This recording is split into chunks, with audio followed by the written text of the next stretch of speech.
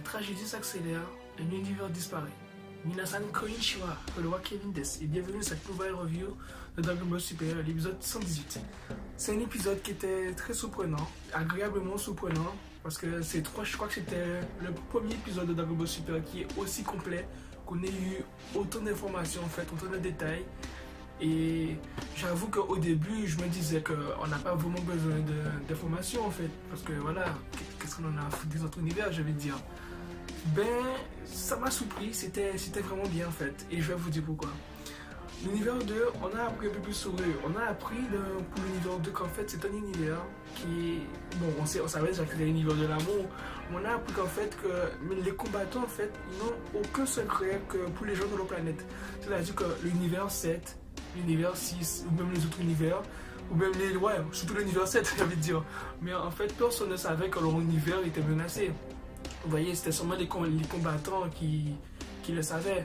Mais en fait, l'univers 2, on montre que tout leur univers est au courant de ça en fait. Parce qu'au début de l'épisode, on voit l'univers 2, on voit les habitants de l'univers 2 en fait, sont en train de regarder le tournoi du pouvoir à travers le Kaioshin. Enfin, le Kaioshin, excusez-moi, à travers l'ange de l'univers 2 qui diffuse les combats. On montre que l'univers 2 était assez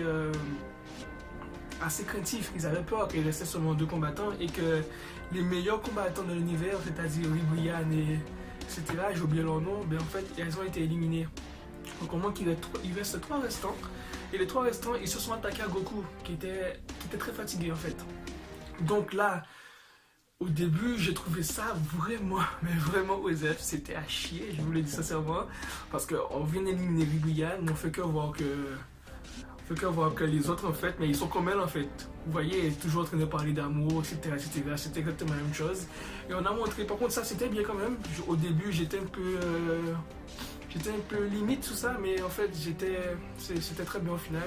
On voyait qu'exactement que les habitants de l'univers 2 en fait, comment dirais-je, leur énergie, leur envie, leur amour pour leurs combattants, leur amour pour leur univers, en fait, ça s'est transmis à travers le combat. Vous voyez, ça s'est transmis à travers leurs combattants plutôt, et en fait, leurs combattants, ben, ils se sont transformés. Voilà, il y avait un qui il ressemblait à Ribrianne, regardez-le, c'était trop bizarre. Mais en fait, c'est comme si que Ribrianne et les 2 combattants les plus forts de leur univers après Ribrianne, ben en fait, on montre qu'elles avaient leur tenue. Quand elles sont transformées, elles ont cette tenue. Mais on montre que les 3 combattants qui combattent Goku, en fait, mais ils se sont transformés avec la même tenue. Là, j'ai trouvé ça très bizarre. Je trouve qu'en fait, la Toei n'a pas eu beaucoup d'imagination. Ils n'ont pas eu d'imagination sur ce coup parce qu'ils ont eu la même tenue. Mais en fait, je pense plutôt que normalement, ils ne devaient pas se transformer. Si j'ai bien compris, ils ne devaient pas se transformer, ils ne savaient pas se transformer. Mais avec l'amour de leur univers, l'amour que Ribrianne leur a apporté, etc., les combattants, tout l'univers 2, mais en fait, ils se sont transformés au final, ils ressemblaient à ça. Donc c'était vraiment très bizarre, mais c'est pas grave, ça valait le coup quand on montre à quel point leurs univers sont unis, au contraire de l'univers 7 que les habitants de l'univers 7, même de l'univers 6, mais en fait ils savent pas en fait, ils sont pas au courant, et même s'ils le savaient, je pense pas qu'ils auraient fait quelque chose, parce que rappelez-vous, l'Arc-Boo, tout le monde savait, ils ont dit que voilà, ils combattent pour la planète en fait, ils se battaient contre Boubou, mais ils en avaient rien à foutre en fait. C'est seulement quand Hercule est venu parler que voilà, parce que c'est Hercule, machin, mais sinon ils en avaient rien à foutre. Donc du coup voilà, l'univers 2 était vraiment très uni et ça c'était bien. Sinon, on a montré qu'en fait ils se sont transformés, au moins ils allaient attaquer Goku, quand ils se sont transformés en fait, les C17 et C18 sont venus prêter main forte à Goku. Et là j'ai pas trop compris le truc, C17 et C18 sont entrés dans leur jeu, ce n'est pas de leur style j'ai envie de dire, parce qu'on sait que C17 c'est quelqu'un qui est très sérieux. Ok, ces temps-ci, on a montré qu'il était dans le rôle du grand frère, le grand frère qui a l'attention de sa petite soeur, C18. Sa petite soeur, excusez-moi, de sa soeur jumelle, C18. Donc du coup, là, il était dans le rôle du grand frère, c'était très bien. Mais là, j'ai pas trop compris leur rôle, j'ai pas trop compris le style, pourquoi ils rentrent dans leur jeu de l'univers 2. C'était un peu bizarre. J'avais envie de dire pourquoi pas, mais ça les ressemble pas. Surtout que même Krillin a dit qu'ils sont dans leur jeu, machin. Voilà, mais après, voilà, le combat était très intéressant entre C17, C18 et les mondes de l'univers 2. Même Goku, mais on montre clairement qu'il essaie d'atteindre à nouveau l'Ultra Instinct. Parce que comme l'a dit le Kaioshin, enfin le papy Kaioshin de l'univers 7, il a dit en fait que Goku, il essaye encore de dépasser ses limites à nouveau. Tu vois, en fait, du moins, il se fatigue pas exprès pour dépasser ses limites. Tu vois, il essaie de prendre de ses limites à nouveau, dépasser ses limites à nouveau pour atteindre l'Ultra Instinct à nouveau. Parce qu'il a vu que c'est comme ça qu'il va l'atteindre. Et même Whis, regardez, même Whis a dit comme ça que si il est confronté à un danger extrême comme ça à chaque fois, ben à force il va s'habituer, et il pourra atteindre l'Ultra Instinct naturellement. Du moins, il pourra atteindre cet état naturellement en fait. Je pense même pas que ça sera un peu hop. Je pense qu'il va naturellement l'atteindre. Il sera naturellement bon, je vais pas dire qu'il sera naturellement en Ultra Instinct, mais voilà, en quelque sorte, c'est ça que je veux dire. Donc voilà, donc ça c'était très intéressant, c'était un point à souligner aussi. Sinon, ben, on a montré enfin les deux Namek qui affronteraient Sangohan. Ça aussi c'était un combat très intéressant, Sangohan et Piccolo. Mais on a montré quelque chose de très intéressant. On a aussi montré un peu du passé du Namek. Vous voyez, comme dans l'univers 7, en fait, les Namek de l'univers 6 ont la capacité de fusionner avec les autres Namek, c'est-à-dire de leur pouvoir, leur énergie, ils ont la capacité de fusionner entre eux. C'était comme Piccolo, si vous vous rappelez, Piccolo dans la partie de Freezer, dans la Freezer, Piccolo avait fusionné avec Nail, pardon, je sais pas comment le prononcer vraiment, mais voilà, il avait fusionné avec lui pour pouvoir affronter Freezer. On a montré qu'il était beaucoup plus fort d'ailleurs. Mais là, on a montré que là, clairement, l'univers 6 en fait, ils ont fusionné avec tous les Namek. Enfin, pas tous les Namek, mais il y a eu beaucoup de Namek, de combattants de Namek en fait, qui étaient d'accord de prêter leur pouvoir, de prêter main forte, à leurs collègues, à leurs amis. Donc, c'était très intéressant aussi. On nous a expliqué pourquoi on n'y montrait pas au début du combat, au début du tournoi. On nous a montré clairement qu'en fait, dans le début, le fait qu'ils ont fusionné avec tout le monde, avec plein de personnes, pas tout le monde, mais plein de personnes, mais en fait, ça prenait du temps. Ça prenait du temps pour que le pouvoir arrive à finalité. Je sais pas comment expliquer ça vraiment, mais ça prenait du temps en fait. Donc c'est pour ça qu'on ne les voyait pas, ils gardaient le pouvoir. C'est pour ça comme ils l'ont dit en fait, c'est pour ça qu'ils n'allaient pas dans des combats agressifs pour avoir le temps de bien assimiler tout le pouvoir des autres. Donc c'est pour ça qu'à la fin, par contre, de le combat contre Gohan Piccolo, on a clairement montré qu'ils ont tout assimilé. Ils ont assimilé tout le pouvoir, ils ont combattu. On a montré qu'ils étaient très très forts et même Piccolo il était craintif. Piccolo avait peur, c'est le mot. Piccolo avait peur, le grand Piccolo avait peur. C'est assez rare venant de lui d'ailleurs. Mais Piccolo avait peur, il ne comprenait pas. Donc, à un moment, Son Gohan a décidé de se passer aux choses sérieuses. Déjà, ça fait vraiment plaisir de voir Son Gohan là, ça fait vraiment très très plaisir. Il s'est mis en mode de libération du potentiel. Il s'est dit que je m'en occupe. Ils ont fusionné avec les autres, donc Yoa.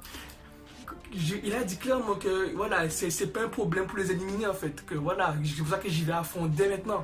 Et ça c'est bien. Gohan qui va à fond tout de suite comme ça, c'est pas fréquent et ça c'est très bien. Donc Gohan qui s'est mis dans le rôle du protecteur de Piccolo en quelque sorte, mais pendant que Piccolo rechargeait sa technique. Il a dit clairement à Piccolo de recharger sa technique et Piccolo a tout de suite compris qu'il parlait du Makenko Zappo. Vous savez, le fameux Makenko Zappo qui avait transpercé Raditz et Son Goku en même temps de l'Axayan. Mais en fait, il faut savoir que cette technique prend énormément de temps pour se charger. Si vous vous rappelez de l'Axayan, ça prend énormément de temps pour se recharger. Donc Son Gohan s'occupait de deux Namek pendant que Piccolo, lui, il se rechargeait. Mais Son Gohan s'est fait attraper par un Namek. Donc du coup, pour protéger Son Gohan, Piccolo a lancé son attaque avant qu'elle soit chargée avant qu'elle soit assez chargée. Donc du coup, le Namek a pris l'attaque, mais ça n'a pas transpercé parce que déjà qu'il a fusionné avec plusieurs personnes, donc il est beaucoup plus fort, il a beaucoup plus de défense. Donc du coup, ça n'a pas transpercé. Donc il a lancé une attaque tout de suite sur Piccolo. Et là, quelque chose d'exceptionnel est arrivé et que c'est la première fois. C'est la première fois dans tout Dragon Ball Z, Dragon Ball Super que ça arrive. Mais en fait, Piccolo a été protégé par Son Gohan. Non, c'est toujours l'inverse. Vous voyez, Piccolo protège Son Gohan, il se sacrifie même. Alors que là, on montre clairement que Son Gohan, il a protégé Piccolo de cette attaque. Donc il a clairement dit à Piccolo de l'excuser, bien sûr. Mais avant ça, il faut savoir que Piccolo, il était au sol. Et là, on a montré une image qui est très intéressante. On a montré le Tout-Puissant avec Nail. Vous voyez les deux personnes avec qui Piccolo avait fusionné. Et ça, c'était vraiment très intéressant. Parce qu'on le montre à terre, on montre le Tout-Puissant et Nail à côté, comme vous voyez. Et là, ils sont en train de montrer Piccolo, Gohan. ils sont en train de montrer Gohan pour dire que regarde, il te protège, regarde, tu es à terre, tu ne fais rien, regarde, concentre-toi, regarde ce que Gohan fait pour toi. Machin, parce que clairement, Piccolo, c'est le maître de Gohan, c'est l'entraîneur de Gohan, ils ont une affinité extraordinaire, vous le savez déjà, depuis l'Arc Saiyan, quand Piccolo a entraîné Gohan. Et là, c'était le déclic. Bon, Gohan a dit à Piccolo, excuse-moi, je n'étais pas assez protégé pour toi changer de technique. Et Piccolo a dit clairement que c'est à moi que tu dis désolé. Et c'est moi qui te dis encore de rester sous tes gardes, de tout en sérieux. Au ras de moi qui avait peur, machin. C'était bien, c'était extraordinaire. Donc Piccolo a rechargé son attaque pendant que son Gohan s'occupait des deux autres. Bon, pour terminer, quelque chose qui est extraordinaire. Bon, l'univers 2, ils ont fait les 3 univers 2 maintenant, que ceux qui combattent beaucoup, ils ont fait une sorte d'attaque. Comme vous voyez, une attaque, c'était une sorte de gros cœur noir, le cœur obscur. C'était bizarre, mais bon, c'est pas grave. C'était sympa quand même, c'était sympa. Ils ont fait l'attaque Son Goku. C'est une attaque, ils sont emprisonnés dedans et Son Goku pouvait même pas se téléporter avec sa technique de téléportation. Il ne peut pas se téléporter, rien du tout. Et encore une fois, Son Goku nous a montré du Goku. Il a encore pris de ses limites et s'est transformé en Super Saiyan Blue. Il a dit clairement qu'en fait l'amour c'est vraiment impressionnant, votre amour m'a impressionné, mais je préfère le courage. Et ça c'est bien, ça c'est très bien, ça c'est du Goku carrément, c'est très bien. Donc ça j'ai trop aimé, cette partie. Son Gohan faisait le Kamehameha et Son Goku le faisait en même temps. Vous voyez, c'était un petit sorte de Kamehameha avec son fils en même temps. Vous voyez, ils étaient un combat différent, mais ils l'ont fait en même temps. Et ça, c'était sympa. Son Goku qui fait. Ils l'ont fait exactement pas en même temps. Son Goku qui fait le K, Son Gohan qui fait le Me. Ah, mais c'était exceptionnel. Et Son Goku qui a lancé l'attaque. Au début, comme l'attaque des personnes de l'univers 2, en fait, elle absorbe l'énergie. Mais l'attaque de Son Goku était tellement puissante, son Kamehameha était tellement puissante qu'au final, ça n'a pas suffi. Donc ça a pu transpercer ce cœur obscur et ça a pu aller sur l'univers 2. Et comme vous voyez, remarquez, Son Goku a encore plus de ses limites parce que regardez les effets rouges, je pense qu'il s'est mis en Kaioken à ce moment-là, pour que ça soit encore plus puissant. Je ne sais pas si vous avez fait attention à ça, mais en tout cas, voilà. En tout cas, pour Son Gohan maintenant qui fait son Kamehameha en même temps, il allait éliminer les gars, il allait éliminer les Namek de l'univers 2. On a montré qu'un Namek est sorti et allait prendre Gohan pour dire que c'est terminé, je t'ai eu. Mais en fait, Piccolo chargé son attaque, il avait fini. Il a dit désolé pour l'attente. Et comme d'habitude, le petit truc là avec pour Raditz, en Lac Saiyan c'est pareil, désolé pour l'attente, la même petite phrase. C'était beau. Et Piccolo a lancé son attaque. Comme elle était chargée, elle a transpercé les dégâts. Bon, c'est un peu bizarre, mais généralement ça tue. Généralement ça tue. Mais bon, on va dire que comme c'est dynamique, le fait qu'ils peuvent se régénérer, ça n'a pas pu forcément les tuer. On va dire ça. C'est un peu bizarre, mais on va dire ça comme ça.